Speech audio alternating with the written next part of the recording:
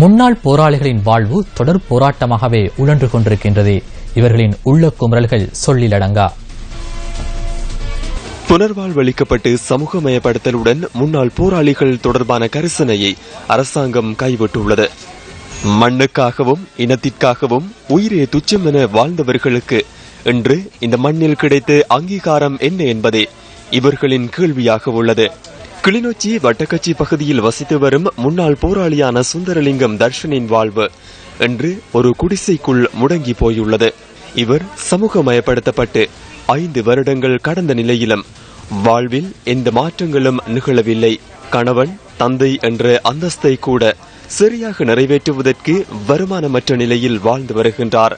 ஒவ்வொரு நாளின் விடியலும் ஏக்கங்களுடனும் கனவுகளுடனும் நகர்கின்றது. இதுவரை காலத்துக்கும் முகாமால நாங்கள் தடுப்பால வந்து கூட எந்தவித இதுவும் எங்களுக்கு ஒன்றும் கிடைக்கவும் இல்லை. இதுவரை காலத்துக்கும் எங்களுக்கு அரசாங்கத்தாலேயோ தமிழ் கூட்டமைப்பு எம்பிகளாலேயோ இவராலேயும் எங்களுக்கு எதுவிதமான ஒரு உதவியும் கிடைக்காத பட்சத்தில் இன்றைக்கு நாங்கள் மிகவும் ஒரு வறுமையான கோட்டின் கீழ் சரியான கஷ்டத்தின் நிலையில் இன்றைக்கும் அன்றன்றாடு மிகவும் கஷ்ட நிலையில் தான் வாழ்ந்து கொண்டிருக்கின்றோம். எங்களுக்கு நிரந்தர காணிகள் ஒன்றுமே இல்லை. இன்றைக்கும் இன்னொரு காணியில் தான் தற்சமயம் இருந்து ஒரு இதாக வசிச்சு கொண்டிருக்கிறோம். சும்மா நோம்பல ஒரு வீடு ஒன்று போட்டு அதுல இருந்து வசிச்சு கொண்டிருக்கிறோம். ஓட்ட வீடு மழை தண்ணி வந்தா இருக்க இயலாது.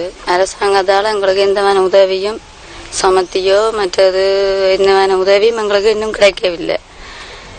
இதவ காணிங்கன்னு சொல்லி அந்த காணியும் எங்களுக்கு இன்னும் அரசாங்கத்தால எங்களுக்கு இன்னும் பதிவின செய்யவில்லை. செல்வந்தர்களாக வாழ்வதற்கு இவர்கள் ஆசைப்படவில்லை. அடிப்படை வசதிகளுடன் வாழ்வதற்காகவே ஆசைப்படுகின்றனர். இவர்களின் நியாயமான ஆசைகள் மிளிரும். அன்றுதான் இவர்களின் வாழ்வில் சுதந்திரம்.